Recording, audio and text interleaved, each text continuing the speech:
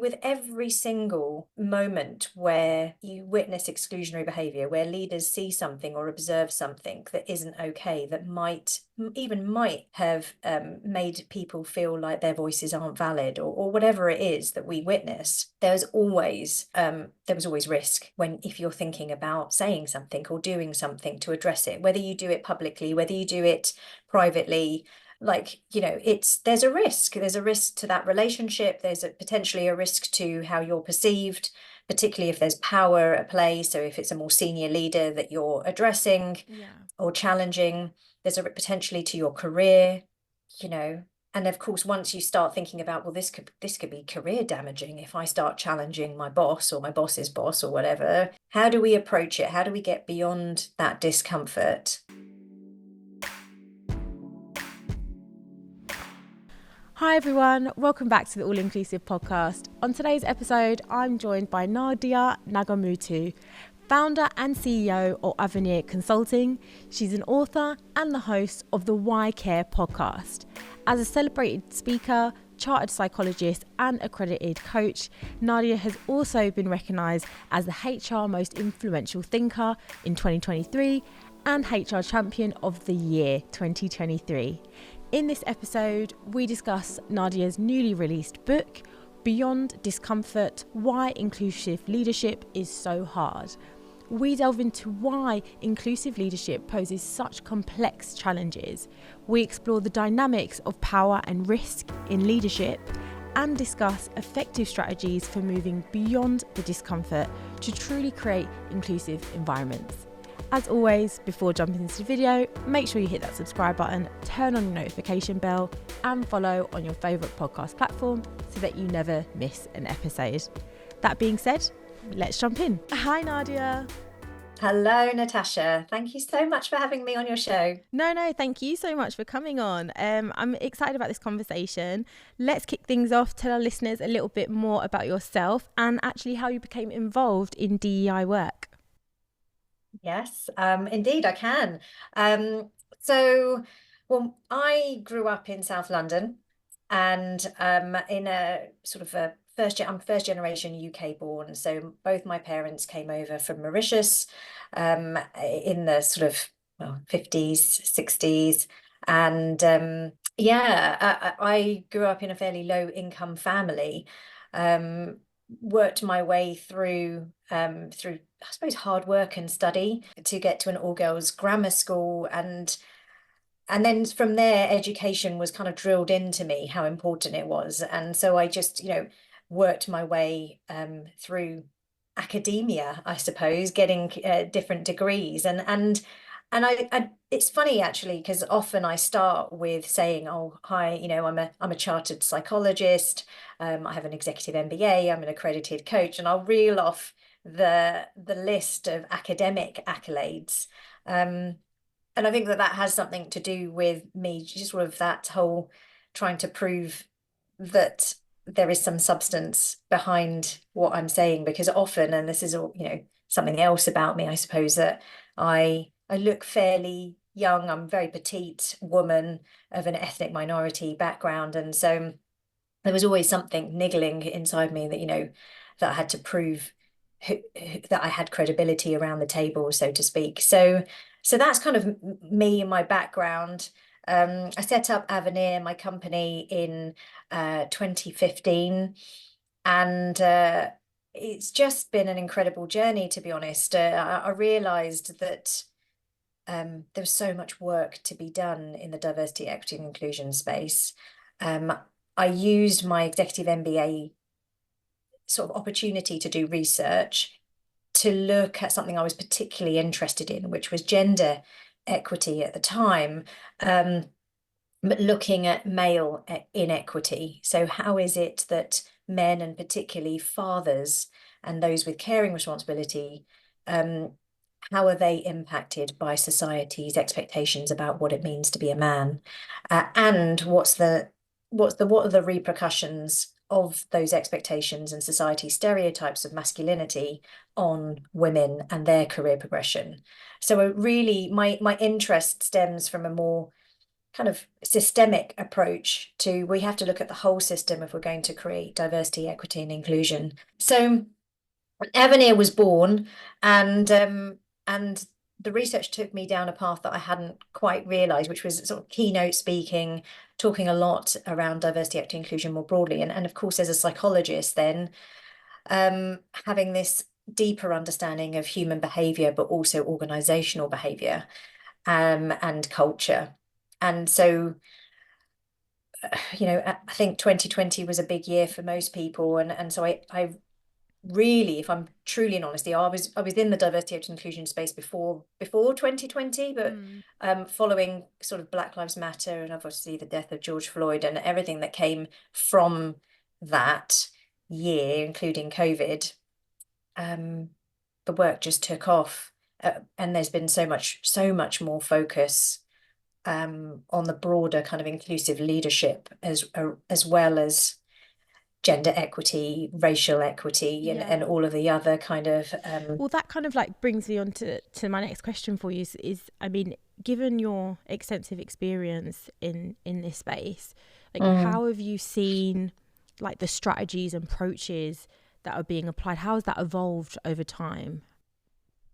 Yeah, it's a good question. I mean, how far back do you want to I go, really? know. I mean, it's changed so much. I think, from obviously, if you go back all the way to the civil rights movement, obviously, you can see people really wanting fairness. They were fighting for equality. They were fighting to be seen and treated in the same way as people with majority characteristics.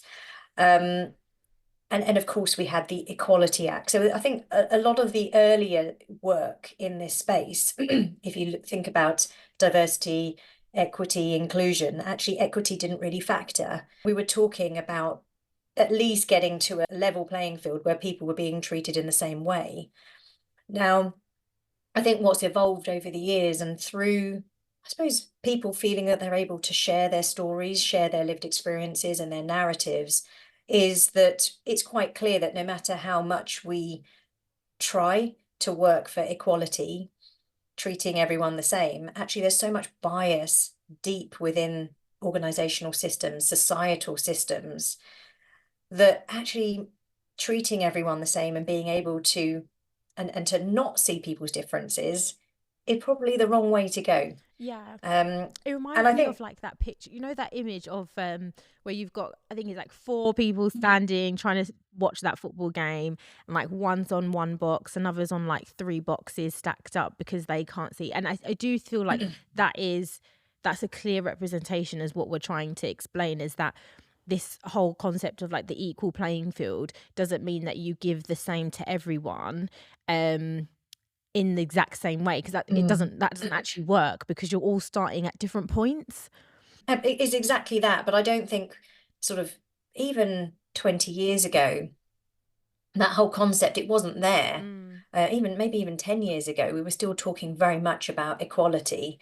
Um, and that's been a really challenging concept for people to get their head around, and for multiple reasons. Equality feels easier to understand. It doesn't have the complexity surrounding it as equity, and equality is more visible. Like, so if I've got Natasha and Nadia in my team and I treat them exactly the same way, then that makes me a good leader. I'm inclusive because I'm treating them the same way. They've both got the same opportunities. I give them the same amount of time and all of that. But we know that if that leader looks deeper and really understands Natasha and really understands Nadia, they'll realize that Natasha needs something a little bit different to Nadia. And maybe Natasha's background and how she has the barriers that she experiences every single day, and the invisible inequity in the system plays out differently for Natasha compared to Nadia. And for leaders, this is where they really struggle at times, because they could go down the really comfortable and easy route of treating everyone the same and just going for equality. What we really need them to do is go down a very more uncomfortable, uncertain route, which is more intangible, and really see the people for who they are, what they need, everything that the world perceives them as and treats them, and the expectations and the stereotypes and the bias surrounded because of their diversity characteristics, because of their background, and adapt accordingly. And that's tough. That's really tough. Definitely. But we are seeing some progress, which is good. So I do feel We that are people are starting to jump on board and understand a little bit more day by day. mm, You've got your upcoming book, Beyond Discomfort, which indeed. includes various stories to help leaders understand the complexity of DEI. Could you share one of those stories with us a little bit, and just explain the significance of it in today's kind of leadership landscape? Yeah, yeah, absolutely. Now the book is full of stories. So let me have a quick think about which is best to choose, or what's a good one. So, okay, so this is a personal story. Um, so when my daughter was about sort of 4 or 5 years old, she went off for a play date at a white family's house. Okay, now the son was also there was an older son, and so he had a friend as well. So there were sort of essentially three white children and my daughter.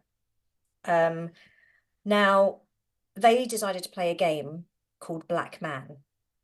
Okay, and the game was essentially this, where there were trees in the garden, and the children would take it in turns to walk towards that tree, which was fairly dark, I suppose, around it. There were a few trees around. And then as soon as the other kids shouted "Black Man," they would have to and run away, screaming as quickly as they could. Wow. Okay. Okay. This is like massive parenting moment in the car, I'm right? I'm literally like like, this. oh my God, what on earth? But okay, continue. Right. So I pick her up. Oh, how was your, I'm driving now back home, picked her up. So she's telling me, oh, I said, well, what did you do? What did you play? Right. So she tells me. So I dig deeper, find out what this game's about, and then have to have a conversation with her. And, it went something along the lines of, how do you think that that would make someone feel if they identified as someone who's black and a man, and that you were playing a game where you were afraid of them and you were running away? How would you think it would make me feel if it was brown woman, right? And obviously it had to be age appropriate. She's like 4 or 5 years, maybe she was Yeah. 5, right? Had to be age appropriate, but we had to have that conversation. And the best way for me to do it at the time was to dial up her empathy as if it was me, Yeah. and try and put, because it's easier to identify for her, Mm. to put me in that place of, and so she got it. I said, that's not an okay game to play. And and the thing is, at the time I knew what I needed to do, really, which was to then have a conversation with the mum or the parent of the family where she'd had the play date, and just open up a conversation. Now, that's not something I was able to do at the time. And when I say able to do, willing to do, didn't have the courage to do. There was a huge amount of discomfort there for me, huge amount. Now, we were new to the school, and this particular family was quite a well-known family. They'd have had an older sibling already and going through the school, very popular family, and I was concerned that if I raised it and it didn't go down well for whatever reason, maybe they might have thought I was accusing them of being racist, or you know, Yeah. that it would affect not just how we integrated with the school, but also my daughter's experience. And she was young, right? I wanted her to have a good, experience at school. So I didn't say anything, and I put it in the book because it still bothers me today that I didn't have that courage to say something.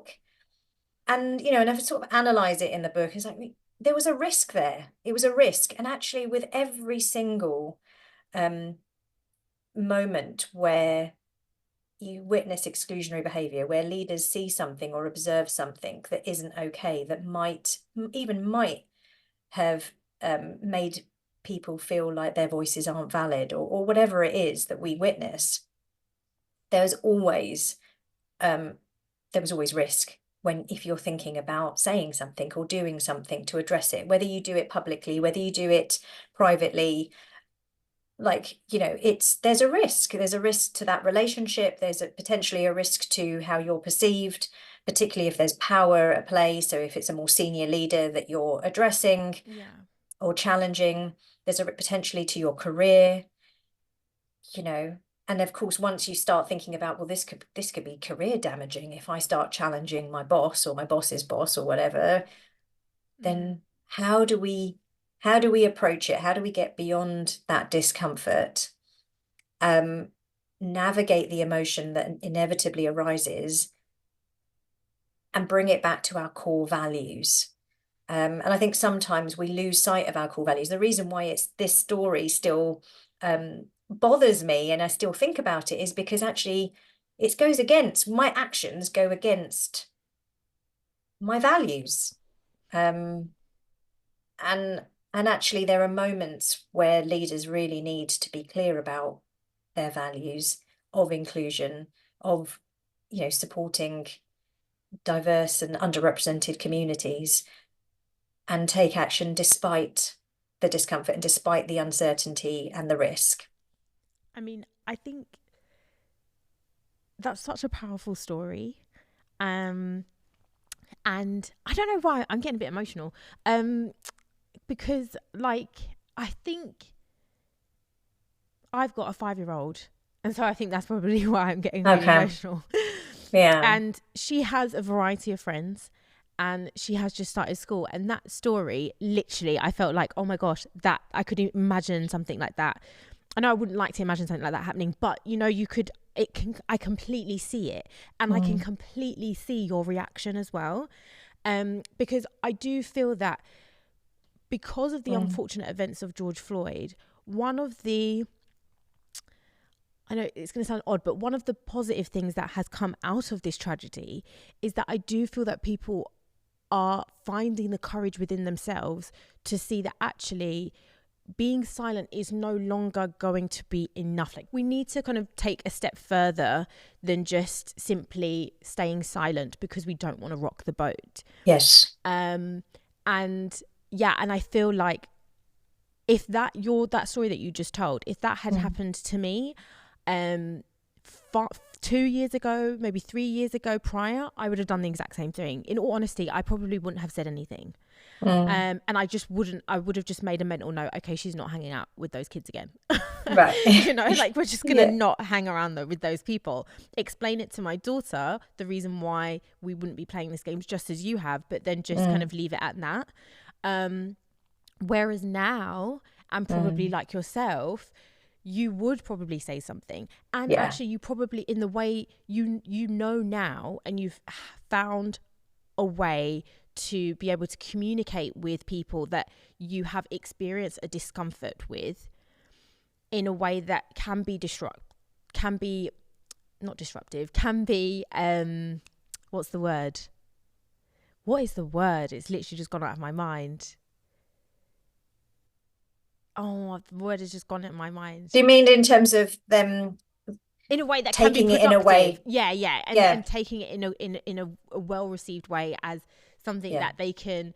You're not kind of shaming them, or it would be in a way that you're trying to give some feedback and education and awareness that how offensive that this game is, and maybe you want to sit down and talk to your kids. Yeah, and because there was also that. Am I accusing them of being a bad parent? Because the chances are they don't know that their kids are playing that game. I have to give them that, right? They probably don't realize we don't always know what games our kids are playing. Of course we don't, So if it was the other way around, I'd be mortified, and I would absolutely take ownership and have a conversation. But sometimes that feeling of mortified, can then put up defenses, right? Brené Brown talks about armor, right? It automatically, your armor shoots up. And what I was worried that they would turn around and say, well, essentially, are you accusing me of being a bad parent? And Mm. that's a label that no one wants Yeah. anyone to, Yeah, you know, definitely. you You're don't. instantly caught off guard, aren't you? Like, yeah, no, I agree. So, gosh, but you're right, there are ways in which I would absolutely have been able to manage it if it had happened now, to have that conversation and say, look, and with kindness and compassion Yeah. for how they're going to receive it, and knowing that as someone from a white background, um, there's a lot. Well, obviously, there's some white fragility there that could play out around how that's going to make them feel when they hear a Mauritian woman explaining to them what their kids are playing, and actually the message behind that. And you know but look, I wouldn't tell them how they need to manage it. That's up to them. It's Yeah, more of it's just an information, just so you know, exactly. this is Mm. the game that the kids were playing. And actually, I've had a conversation with my daughter that, it's not, there's some messaging there that actually isn't okay. Yeah. And I think that carries Um, on to like how we would or how as leaders we need to be approaching these discomforting, if that's a word, situations. yeah, Um, yeah. because I know in your book, whilst you have all of these amazing stories in there, you also include diagnostic tools. So for leaders, in order for them to be able to assess their DEI kind of perspective and really help them along their journeys. So could you just explain a little bit more about Mm. what that tool looks like, how that came about? Yeah. So it's less of a, I suppose, less of a diagnostic tool, which sounds like I'm Yeah. psychoanalyzing them or something. No, it's not that. It's not that. Just to reassure. But what I did was through facilitating like conversations with leaders globally, there was a real sense in me that all the workshops that I was discussing, people were receiving the information in very different ways. And I was like, why is it? So I was just curious. Why is it that some people seem more receptive to learning about diversity, equity, inclusion concepts? We talk about equality, equity, privilege, um, othering, covering, talking about that, but it seems to sit differently with them. They're not, some of them are more closed to learning, and some of them are more open to understanding. And also how receptive they are to learning about themselves. So some of them are more willing to dig deeper and really understand their own lens that they see the world, and others just kind of say, well, look, this is fact, this is what's happening, rather than actually understanding that the lens that they see the world, what they see as fact and reality, isn't actually the case for everyone. So I saw that difference, and I also saw how there was a difference in people's willingness to act and do something, be an active ally, do something to make a difference for inclusion. And so then I started to really understand some of these themes. So what's the relationship between people's receptiveness to learning and their willingness to act? And so I put it into a model. I sort of started sketching on a piece of paper, and I was like, this is really interesting. And I have an academic background as well. So, and I've done an MBA, and every MBA loves a 2x2 model. So I started to put it on two axes: willingness to act on the horizontal axis and receptiveness to learn on the vertical. And then, well, there's obviously 2x2 into quadrants. So what are people saying if I'm seeing less receptiveness to learning and less willingness to act? Well, a lot of them are saying, do you know what? I think the pendulum swung too far in the opposite direction. I really do. I think that actually we were trying to strive for fairness and justice. And actually now people in the majority are really disadvantaged. If I'm going for a job and I'm up against a ethnic minority woman, the chances are, because of these quotas and all of that, that she's going to get it, not me. And actually that's not fair. That's not good, because where's the meritocracy in that? If I'm the best person for the job. So that's where I was, and so in the book, I talk about, and I've given labels to each of the quadrants simply because it's just easier to hang off a label. That doesn't mean I'm putting people into boxes. And I really make that clear in the book. It's just, how does that way of being, how does that perspective resonate with you? And it might resonate with you for some things and not with others. So it's not that you're always leading with a disconcerted way of being when it comes to diversity, equity, inclusion, but simply that there are certain things that jar with you that you just don't quite understand. And actually that limits you in how receptive you are to learning more and how willing you are to act and do something. So each of the quadrants then are that. So you've got some people who are sort of higher in their willingness to act, but less receptive to learning. And I call these cheerleaders. So these are leaders who really feel like they are as inclusive as it gets already. They treat everyone exactly the same, with respect, human to human. And so they're not as receptive to learn because they feel that they're there already. But what's limiting them is that their act, so treating, people without seeing their colour, treating people without seeing their gender, their act of which they think is inclusive actually might not be. It's really important that we don't minimise people's differences and we really see and understand their unique experiences.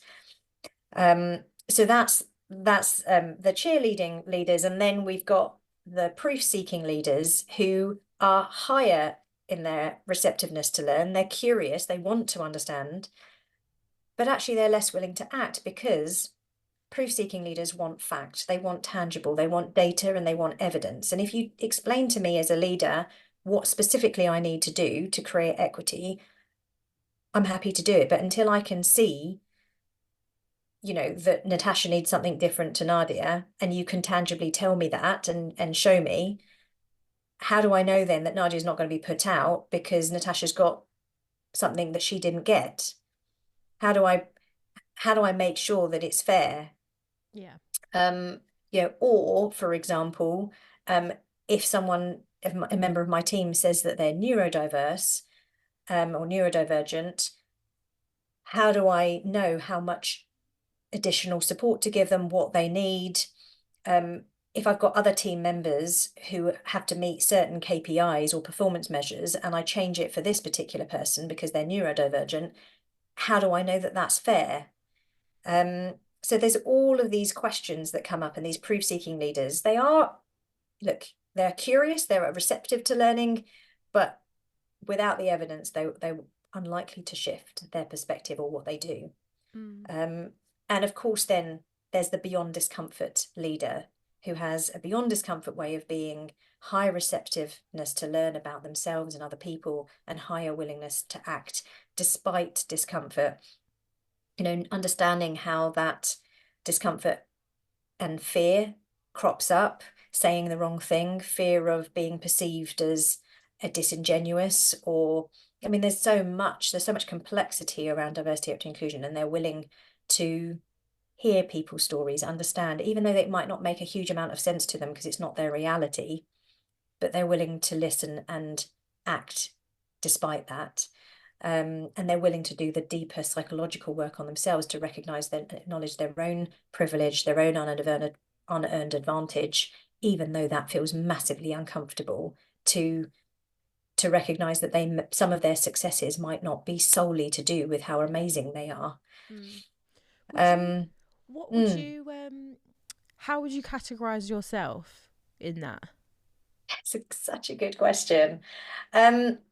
So in different moments, I would categorize myself in different ways. There's absolutely elements of proof seeking in me. I mentioned, my academic background. I like to see data. I like to see evidence. I don't just like to walk into the unknown and just hope for the best. And actually, there's elements of me that just wants to, for everything to be easy, so that we can just kind of know that we're as inclusive as we can be. And there are moments where I have led beyond discomfort, for sure. And I've, and as well as in facilitated sessions where I've had to really notice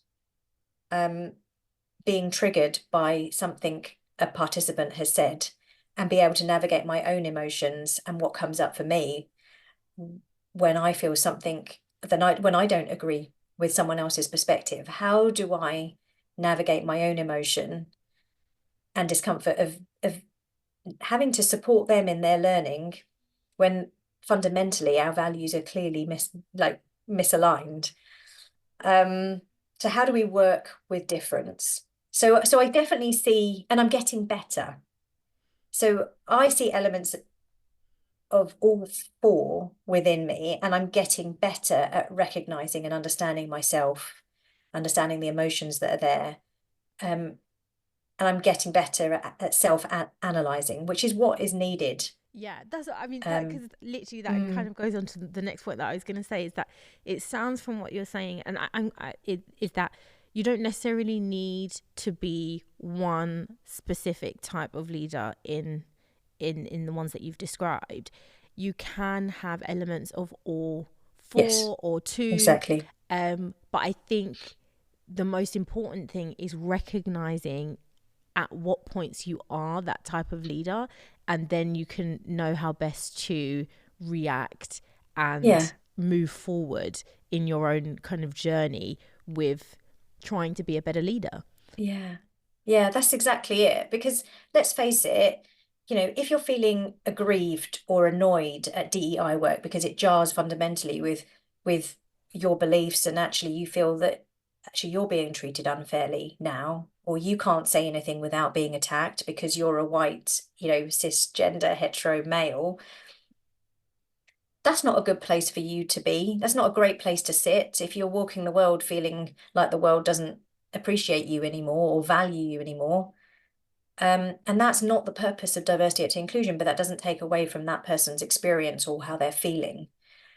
So if you are a leader who is feeling disconcerted in that way about DEI work, then taking the time to understand where that stems from.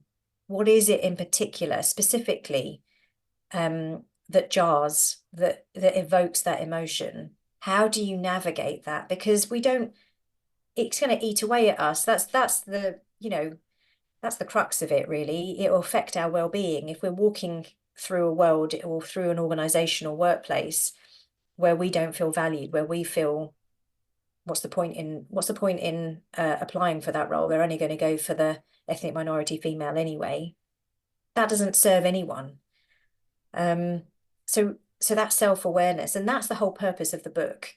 It's not to put people into boxes, but just to recognize that, you know, there might be times where you feel different things, and because of the context and because of what people have said and because of how you're treated, how do you recognize what might underpin those feelings, and how do you navigate out of that discomfort so that actually it puts you in a better space to be more receptive to learning, to be more willing to act.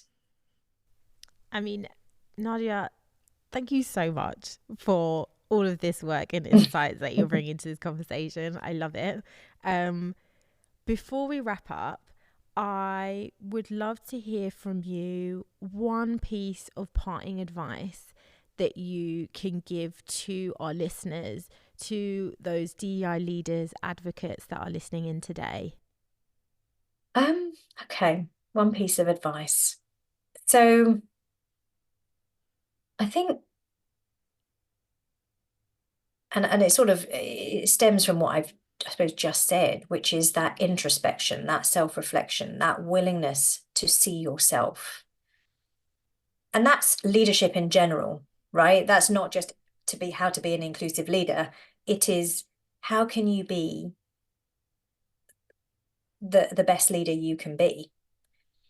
And overlaying that is that if you do open yourself up to understanding the lens that you see the world, recognize that it's your reality and your truth, and that other people walk through the world and experience something completely different, even though it's not tangible to you what they experience, you'll never fully understand their reality, but just acknowledging that there are different realities and different truths.